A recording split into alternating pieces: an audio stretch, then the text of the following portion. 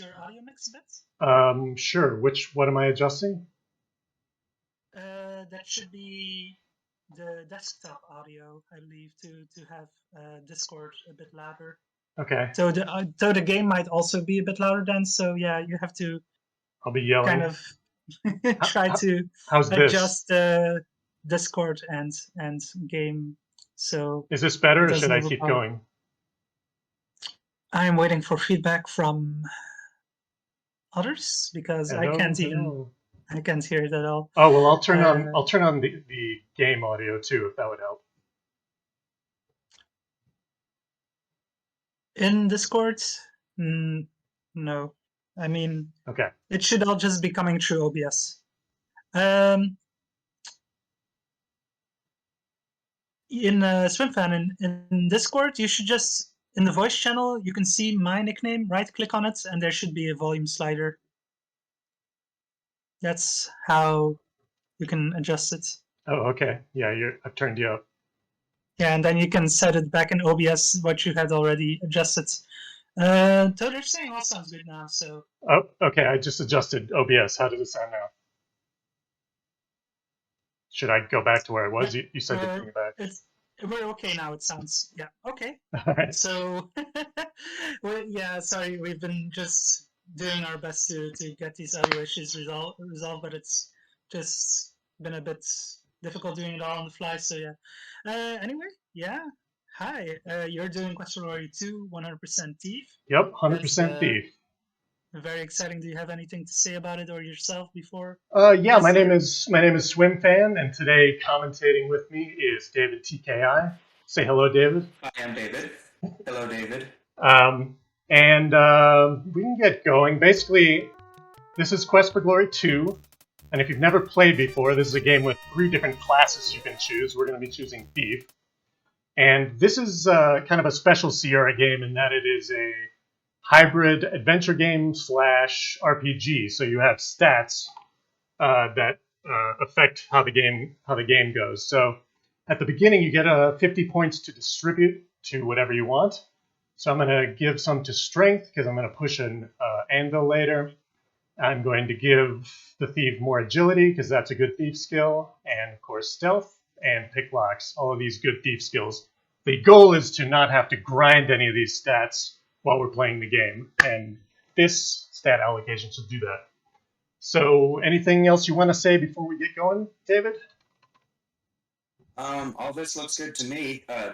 Quest for Glory 2 is a very execution-heavy game, so I'm going to be running commentary for most of this while Swimfan focuses on playing the game. Typing and clicking. Yeah. Okay. Do I do the countdown, Summer, or do you? I'll do the countdown. Okay. We're ready. 3,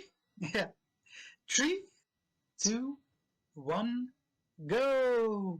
Alright, so we're going to immediately set the detail below because that will speed up text boxes in game a lot. I should point out immediately the text parser only parses 10 characters per second, and we did a bit of a parser dump in the alleyway there. Trying to optimize your typing is really important. We're going straight to Keep on Laughing here to sell Beard because there's a glitch where he will buy the Whirl of Dervish even though you don't have it. Sell Beard 10 times to get 150 dinars because we've got some stuff to buy, in particular the rope, which costs 125. So we're supposed to be visiting the money changer early on, but because of routing, we're not going to be doing that until like night 10. Instead, we get our money now and start buying a lot of the things we need to deal with the elementals. Get some dirt, get a lamp, go to the apothecary, get some oil for thieving, get some incense for the fire elemental.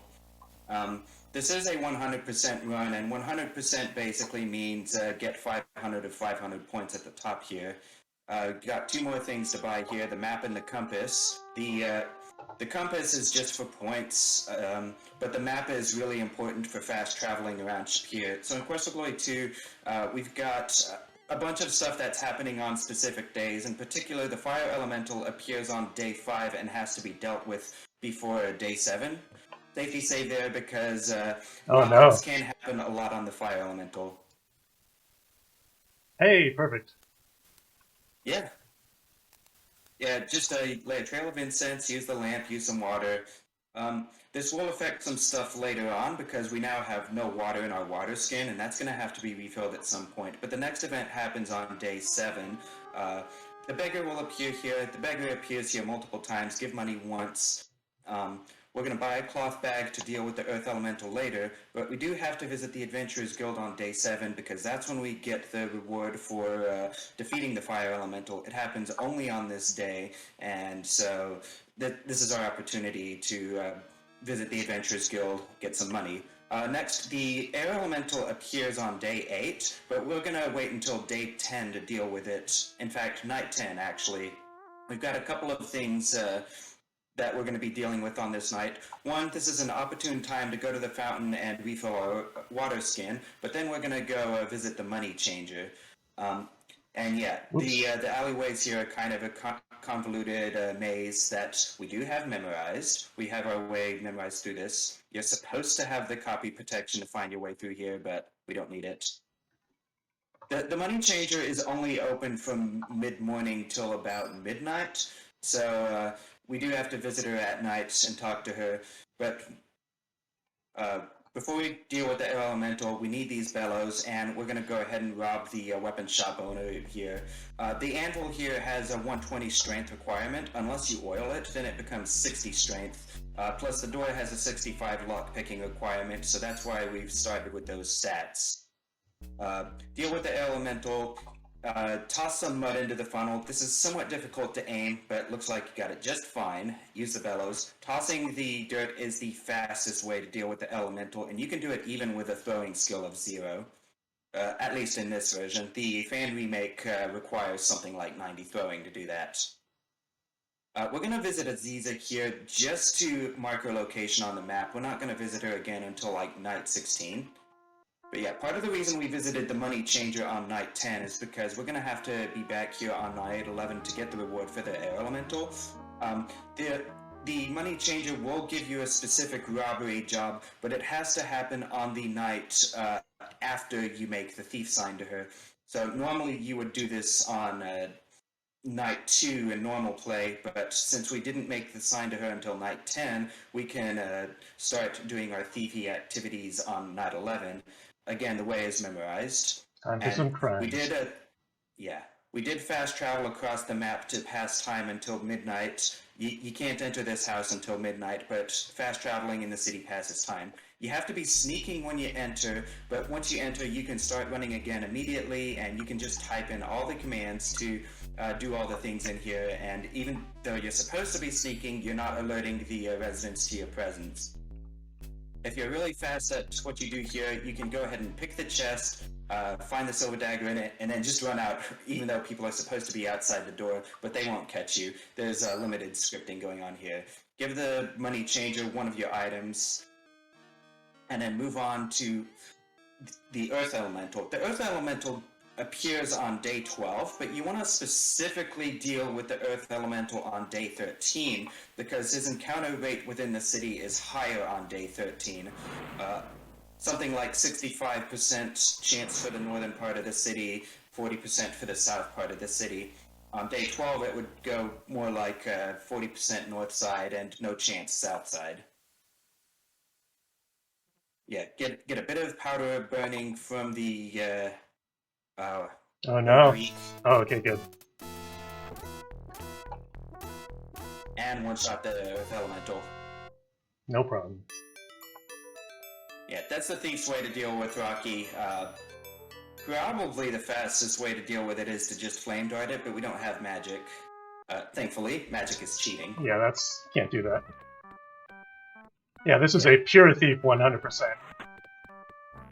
Mm-hmm. Well, I mean, it's just overall faster to just have ideal thief skills rather than try to magic our way through everything. Having dealt with the earth elemental, we now finally have what we need to deal with Julinar in the desert. But first things first, get a griffin feather, and then we're going to go to Julinar. There's a dispel potion that requires 2 ingredients, griffin feather and fruit of compassion.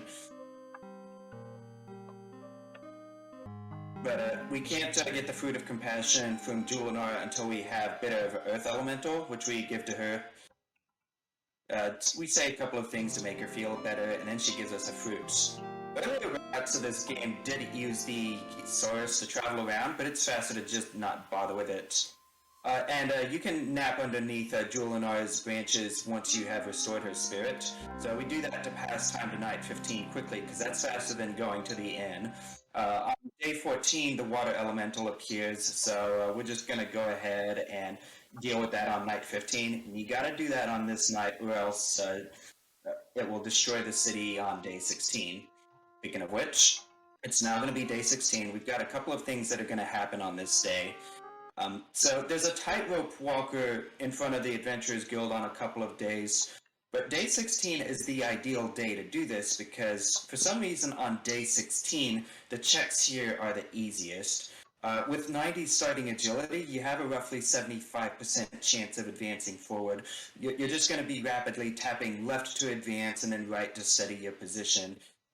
And this will be easiest if you set game difficulty to easy. Day 16 is also when Aziza is going to specifically request to see you. There's going to be a specific setup for that later. In the meantime, get the Dispel Potion from Harik. Get the Sapphire Pin from the Kata. Get your Fortune Told from the Astrologer. Yeah, everything's looking good so far. Go back out into the desert on day 16, and there's going to be two things we do here. We need to visit the Beast, and we need to visit the Oasis. The Beast, we're just going to do a couple of quick things, give it the Dispel Potion, and then we go to the Oasis, where you can nap at the Oasis to night 16. If you played this game as a kid, you might not even know about this Beast. Oh yeah, this Beast is super easy to miss. But you can't get 100% unless you talk to him. Mm-hmm. Yeah. So, Oasis, ask about Beast, get Beard, and then nap until night 16. So, there's going to be a pretty weird setup here. We're on a bit of a timer going back. First of all, we have to talk to Omar in order to get the reward for both Earth and Water Elementals, and we get points for that. But then we haven't visited Aziza yet, so there's a very specific skip that's going to be going on here. Once we get up, we're going to fast travel around the city until just before it rolls over to day 17. And the reason for that is because we're going to get a bit of a cutscene skip there. What we want to do is enter Aziza's day 16. Oh, that's not good. Yeah, I might not have it. We got there after it rolled over to day 17, so that's not good. I got a safety save if need be. Yeah. Let's see. There we go. Okay, good. We're inside on day 16, but we're going to pause rapidly here just to pass time to let it roll over to day 17. And what that does is skip the entire source talking cutscene and allow us to then ask her about Julinar and get points for doing that. So doing all of this got us to see Aziza only once rather than the twice that you would normally expect from 100% gameplay. And then it happens to be just late enough that we can go straight to the gate and take the caravan, no need to sleep. All right, 10 minutes for Shapir is pretty good. For me. That's pretty good. So we're coming up on Razir, and I believe we are using Blue Frog to skip the wait, right? That's right, yeah. Want to explain that? Yeah. Sure. So Razir is rather notorious because you're going to get there in mid-afternoon of day 27, but you're not going to be able to advance the plot until you go to sleep, and your room doesn't open until night is young. So in normal circumstances, that's going to take about 3 minutes 45 seconds of just waiting, doing nothing. Now, we do have a time manipulation strat that can speed that up, but for run purposes, for marathon entertainment purposes, we are instead going to use the normally forbidden Suck Blue Frog debug code to pass time to night instantly. Because we do have a time manipulation, but it involves going back and forth at the Fountain Plaza for like 2 minutes on day 27, 3 minutes on day 28, that would be 5 minutes of just screen transitions. So we're just going to use the debug code to skip that for now. Yeah, not the most fun thing to watch. So yeah, we're on day 28 now. Going to advance the plot a little bit more, go to the Fountain Plaza, and then just see this guy getting arrested. And there is a specific setup for the time manipulation on day 28 here as well, starting with this cutscene. But again, we're going to use Blue Frog to skip that. Waiting until night on this day normally takes 5 minutes. With time manipulation, it's about 3 to 3.5 minutes.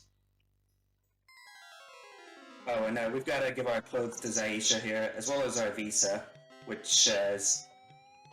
If you were any other class, you would wait in this room for 3 minutes to get captured, faster than trying to wait until evening.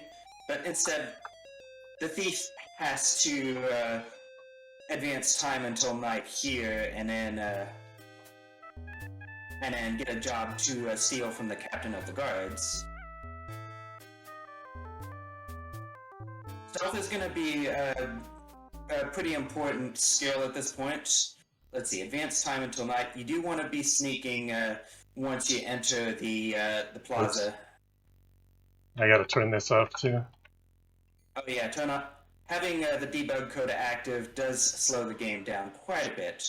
But yeah, be sneaking when you come in here, and then you're going to have to sneak again when you get in here. This is a rather dangerous room because there's 5 stealth checks in here, and since our stealth skill is so low, we could be failing any one of them.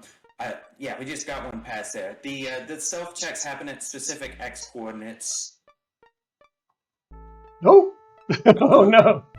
Good Yeah. thing I saved. Good thing for safety saves. It's possible to get out of the room alive as long as you have passed a single stealth check. We've got one pass right there now. But each time you fail one, you need to wait 3 seconds for Kaveen to go back to sleep before you can safely advance again. And again, you have to pass at least one check in order to get out of here safely. If you have a 4th failure, you can hide as it creaks. But it looks like we had 2 passes right there. Yeah, no need. So yeah, we get the Black Falcon, which is going to be a recurring theme for the thief from the rest of this series onward. Give Ferrari the bird, and then you give him the Black Falcon.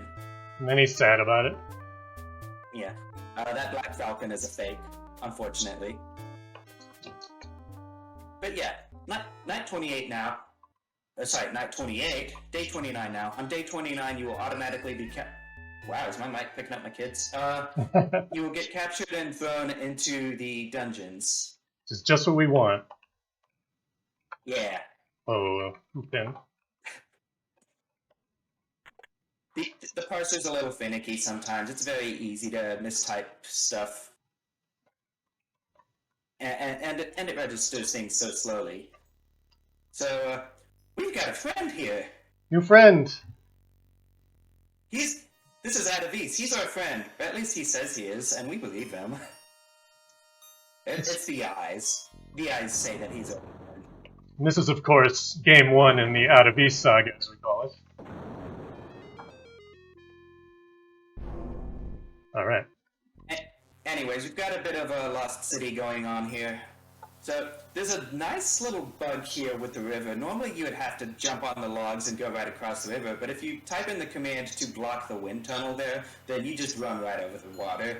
And you do need to block that wind tunnel so that you can get through this next room safely. Speaking of next rooms, we're going to need a safety save right before the fire room, because this room hurts a lot. You're taking damage constantly in this room. You step off the path, you take damage. You get caught by the fire, you might get in a damage loop and have to load your save. Very dangerous room. Many runs have been lost here. Very dangerous. So it's faster to fall down this cliff, but you only get points for actually using the rope. We are going to use the rope here. Say the name of power. Suleiman bin Daoud. I like that name of power. Yeah, Especially me the too. part where we say Daoud. Daoud. Alright, so as long as we're here, we're gonna get trapped, we're gonna find a ring with a genie in it. Be sure to ask the genie about wishes before you leave the cave. And then you can make a couple of wishes here to raise your stats, but you don't need to do that. The script that teleports you to the palace at the end here is going to have a few second delay before you will be able to do a screen transition. So we're going to do a couple of things here. First of all, we will drop a few knives. We started the game with 5 knives. So we're going to drop 3 of them so that we only have 2. And then we'll pre-type use rope here. Funny enough, use rope actually works here even if you don't have a rope. But the trigger for going to the harem here is specifically having the rope in your inventory. Oh yeah, cover your kids' eyes. It's not skill-based. Yeah.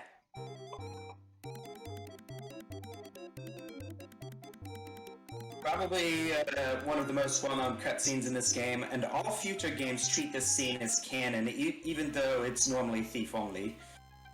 So, gotta sneak through the guards here, and the input is pretty specific. Down, left, wait for specific timings. We'll be able to F3 to use rope again here. And this tightrope walk is quite a bit easier than the one in Shakir. So then, we're gonna have to throw 2 knives here, one at the candle to interrupt the ritual and interrupt it, and then we're going to have to get over to the other pillar to throw the other knife at a V. Speaking of which, time is going to be when the second dagger hits at a V. So one throw, we have 1 knife left. You have to be sure to duck under all of these fireballs. We do slow the game down a little bit here, because for some reason, Adavis shoots less often when you slow the game speed down, and so we can get a little bit further. So part of the reason we dropped the knives is because if you have more than one, then Adavis will take a hit and be knocked back and need a second hit before he gets knocked back. But if you only have 1 knife left, then he will fall down instantly. Alright, headshot. Got him. Nice headshot. Thank you. And yeah, we're at 480 of 500 here, so we know we hit 100% because the end cutscene will show us 500 of 500. You get 20 points for the end cutscene. Yeah. So that was Quest for Glory 2, everybody.